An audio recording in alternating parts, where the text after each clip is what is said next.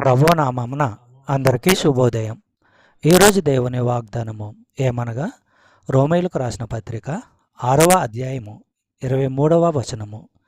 ఏలయనగా పాపము వలన వచ్చు జీతము మరణము, అయితే దేవుని కృపావరము మన ప్రభువు అయిన క్రీస్తు యేసునందు నిత్య జీవము.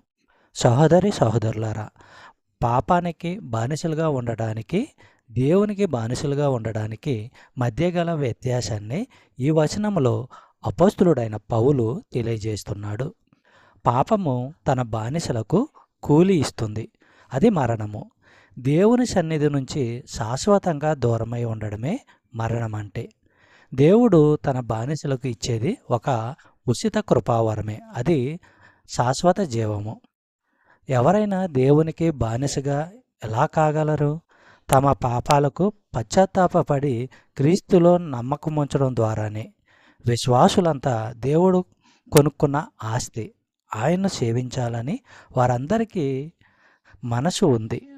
వారాయన్ను సేవించేది శాశ్వత జీవాన్ని సంపాదించుకునేందుకు కాదు, వారికి శాశ్వత జీవం ఉంది కాబట్టే సేవిస్తున్నారు. చెప్పబడిన వాగ్దానము దేవుడు దీవించి ఆశీర్వదించునుగాక. ఆమేన్.